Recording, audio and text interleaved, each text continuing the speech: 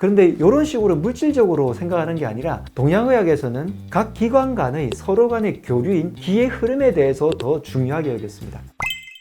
건강한 강남 허준 박용환 원장입니다. 동의보감으로 시작하는 마흔의 몸공부 책을 말씀드리고 있는데요. 제가 이 책을 쓴 이유에 대해서 인트로 부분에 2가지나 벌써 말씀드렸으니까 영상을 시청하고 오시면 좋을 것 같고요. 동의보감을 일반인 분들에게 잘 전달해드리고 싶어서 요약 압축판으로 말씀드렸습니다. 그러면 동의보감에 대해서 여러분들께 설명을 조금 더 드려야 되겠는데, 근데 여러분들이 만약에 의서를 적는다고 한다면 무엇부터 적고 싶으실까요? 잠깐 생각해보죠. 내가 의서라는 것, 즉 의학 서적을 적고 싶을 때 어떤 것부터 시작을 하면 좋을지. 저도 책을 5권이나 썼지만 항상 책을 쓸 때 맨 서두가 항상 고민이거든요. 뭐부터 시작할까? 국가에서 편찬하는 의서라는 것을 쓰는 분 마찬가지로 굉장히 이 부분이 고민이었을 거예요. 그런데 아마 대부분의 특히 서양의학적인 생각을 가지신 분들은 이런 식의 생각을 할 가능성이 높습니다. 눈이 안 좋은 안과, 속이 안 좋은 내과, 바깥에 있는 부분의 외과적인 부분, 이런 식으로 내가 아픈 부분들을 나열해서 그 각 부분에 대한 것들을 적겠다. 혹은 뭐 요즘은 예과 시간에 생리학적인 병리학적인 걸 먼저 배우고요. 그 다음에 해부학적인 걸 배우고 그 다음에 각과 병에 대해서 배우니까 이런 순서를 할 수도 있겠죠. 그런데 동양학에서는 무엇을 더 중요하게 여겼냐면 사람들이 생활하는 모습 때문에 이러이러한 병이 걸렸으니까 병에 대한 것을 이야기하려면 그 생활하는 모습을 더 중요하게 여겨야 될 것이라고 생각을 했고, 이 생활하는 모습 이전에 사람이 어떤 식으로 구성이 되어 있고 사람의 몸 인체 안쪽의 구성하는 그 근본적인 것이 무엇인가를 더 고민하기 시작했고, 이런 근본적인 것이 어떻게 기원을 했을까라는 것에 더 고민을 했어요. 그런데 사람 몸의 기원이 어떻게 될 것인가 하는 것은 자칫 어떻게 보면 현대 생활에서는 종교적인 부분과 비슷해요. 성경에 창세기가 있는 것처럼 빛과 소금에 대한 이야기가 나오고 사람의 형상을 어떻게 만들었다라는 그런 내용이 나오는 것처럼 옛날에 사람들이 어떤 기운에 의해 가지고 기운의 집합으로 인해 가지고 그 기운들이 각각의 기관들을 만들고 사람의 형상을 만들었다라는 인체 구성에 대한 기원에 나옵니다. 그래서 동양학에서는 이 인체를 구성하는 것이 기라고 시작을 했고, 이 기가 사람 몸 속에서 기관을 만들면서 그것이 소통을 하는 방법에 대해서 더 설명을 했어요. 서양의학과 대비되는 면이, 서양의학에서는 사람 몸의 단계를 구성을 이제 쪼개다 보니까 눈이 있고 코가 있고 귀가 있고 속에 있는 심장이 있고 간이 있고 이런 식으로 쪼개죠. 그것보다 더 쪼개다 보면 나중에는 분자, 원자 이런 식으로 들어가잖아요. 그런데 이런 식으로 물질적으로 생각하는 게 아니라 동양의학에서는 각 기관 간의 서로 간의 교류인 기의 흐름에 대해서 더 중요하게 여겼습니다.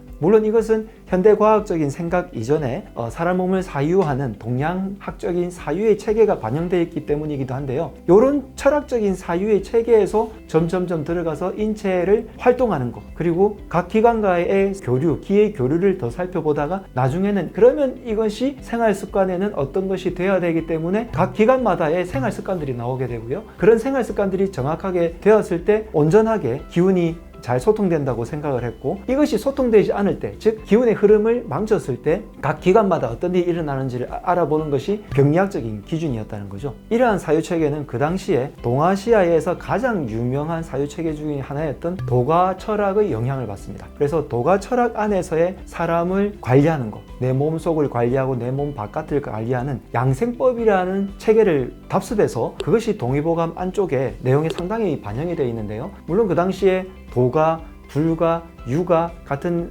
사상들이 다 사람 몸을 어떻게 하면 더 건강하게 만들 수 있을까, 그 건강함을 통해서 영적인 혹은 두뇌 안쪽의 감정적인 뭐 이런 것까지 다 관리할 수 있게 하는 그런 체계들이 많기 때문에 의학에 반영되었다고 볼 수 있습니다. 그러면 이야기를 하기 위해서 처음에 세상이 어떻게 구성이 되어 있는지, 그리고 이 세상을 구성하기 위해서 사람이 어떻게 구성되어 있는지, 그리고 이 세상을 구성한 다음에 사람은 어떤 식으로 구성되어 있는지, 그것이 2단 편에 나올 사람 몸의 구성은 정기, 신으로 이루어져 있고 이것들을 소통하는 것이 혈, 즉 혈액순환이다라는 것으로 이제 그 다음으로 이어져요. 이런 철학 체계를 반영한 의학의 트렌드에서 허준이 가장 먼저 내세웠던 그림이 있습니다. 바로 이 그림인데요. 보통은 신형장부도라고 부릅니다. 많은 분들이 사람의 인체에 대해서 그릴 때 그림을 뭐라고 부르죠? 대부분 다 해부도라고 부르죠. 그런데 한의학에서는 해부도라는 말을 쓰진 않습니다. 다 신형장부도라는 말 혹은 장부도 뭐 이런 식으로 쓰게 됩니다. 그 이유는 이전에도 설명드렸는데 사람의 모습을 잘게 쪼개가지고 말 그대로 해부한 모습을 그림으로 남겨놓지는 않았어요. 예전에는 해부를 안 해서 그렇지 않느냐, 물론 그런 풍조가 있긴 했었죠. 그런데 사람의 몸에 대해서 공부를 하고 사람의 몸을 어떻게 하면 치료를 할까 고민하는 사람들이 사람 몸에 대해서 몰랐을까요? 절대 그렇지 않았을 거예요. 동의보감 안쪽에 있는 내용들을 보면 지금의 해부를 한 것 같은 그대로의 내용들, 위장의 폭이 어떻고 길이가 어떻고 소장의 길이가 어떻고 이런 거 하나하나 다 세세하게 적어놨습니다. 해부를 안 해서 그런 게 아니라 굳이 해부를 해서 그림으로 남겨둘 필요가 없었다는 거죠. 해부들을 한다는 것은 우리 몸에서 수술을 할 때 혈관과 혈관, 신경과 신경을 잇거나 장기의 위치에 따라서 그것을 다시 조합할 때의 필요성을 느낄 텐데, 예전의 수술은 그 정도까지는 발전은 안 돼 있었긴 하죠. 예전의 수술의 시도는 바깥에서 창에 찔렸을 때, 칼에 베었을 때 이런 식의 외과적인 처치는 필요했을지라도 몸 안쪽의 처치까지는 필요하지 않았던 수준이긴 합니다. 그렇기 때문에 그 당시에는 굳이 해부도가 필요 없었다. 즉 안에서의 내과적인 문제들 대부분 다 약초를 먹는다든지 혹은 침으로 기운을 조절한다든지 해서 치유할 수 있었기 때문에 이 기운의 흐름이 어떻게 돌아가는지만 알면 되었기 때문에 이런 그림을 먼저 남겨놨다는 거죠. 그런데 이 그림 보면 굉장히 못 그렸습니다. 초등학생이 그려도 이것보다 잘 그렸다 할 수도 있을 건데요. 국가에서 편찬하는 의서의 첫 그림이 왜 이런 모양일까요? 이 당시의 초상화를 보면요, 진짜 어마어마하게 디테일하게 잘 그렸습니다. 제가 이채나 윤두서 같은 분들의 초상화를 좋아하는데 아주 세밀한 부분까지 다 그려져 있는데, 치료를 한다는 의학 서적에 있는 그림이 이 정도밖에 안 될까? 다시 말씀드리지만 해부도가 굳이 필요 없었고요. 기운의 흐름만 보면 됐기 때문에 이렇게 그렸어요. 그러면 이 기운의 흐름이 어떨까? 라고 봤을 때 아까 말씀드린 도가에서의 기운의 흐름은 대부분 양생법, 즉 다시 말해서 호흡법과 관련이 있습니다. 양생법에서 가장 중요한 게 호흡이었거든요. 호흡을 이런 식으로 하게 되면 내 몸 속에서의 기운이 이렇게 돌고, 그리고 양생을 이런 식으로 하게 되면 오장육부의 기운이 온전하게 된다라는 철학을 바탕으로 해서 건강법을 실천하기 때문에 이런 그림이 통했던 거죠. 그래서 이 그림을 보면 호흡을 어떻게 하라는 설명이 이루어지게 됩니다. 호흡할 때는요, 눈을 감고 있는 게 아니고, 그러면 졸립죠. 눈을 바짝 뜨게 되면 외부의 정보들이 들어와서 명상에 집중이 안 되죠. 그래서 눈을 개슴츠레 뜨면서 눈에 있는 의식을 단전 쪽으로 몰아가게 됩니다. 단전이라고 하는 것은 배꼽 아랫부분에 있는 혈자리 이름이긴 한데 인체의 근원적인 에너지 원이라고 보시면 됩니다. 그래서 그 부분이 배꼽을 중심으로 해서 아래쪽으로 이렇게 해 있는데, 그때 의식은 단전을 두고요, 입은 완전히 벌리게 되면 기운이 바깥으로 빠져나가게 되고 너무 닫게 되면 경직하게 되죠. 그래서 입을 편안하게 이렇게 벌리고 있게 되는데, 이때 혀끝은 이 뒤쪽 부분 입술 천장을 살포시 누르고 있게 됩니다. 그렇게 되면 우리 온몸의 기운이 여기에서부터 호흡이 이루어지면서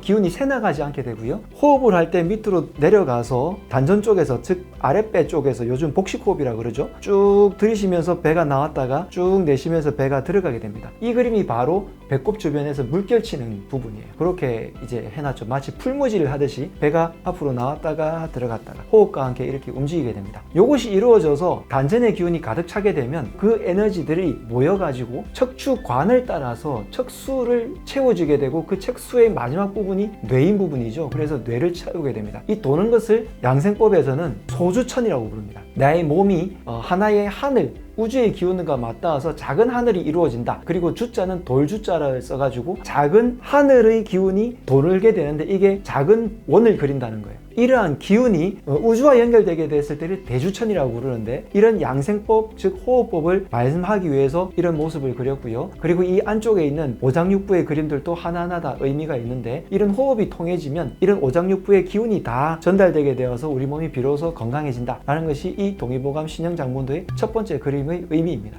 자, 동의보감을 처음 폈을 때 첫 번째 나오는 그림, 신형장보도에 대해서 말씀드렸고요. 이 신형장보도가 왜 나왔는지, 도가의 철학에 의해서 나왔고 양생법에 의해서 나왔고, 이런 도가의 철학과 양생법을 이야기한 이유가 사람이 건강하려면 어떤 모습으로 살아야 되고 어떤 식으로 생활해야 되기 때문에 라는 철학이 깔려 있는 것이고, 이런 철학적, 즉 다시 말해서 생활습관을 알려주는 것이 한의학의 5000년 이상의 역사가 담겨져 있는 이유인데요. 이런 생활습관을 잘 다스려서 내 몸을 관리하라고 하는 것이 현대의학에서 WHO에서 권고하는 건강에 관한 지침과도 같기 때문에 유네스코에서 기록 저작물로 인정한 이유이기도 합니다.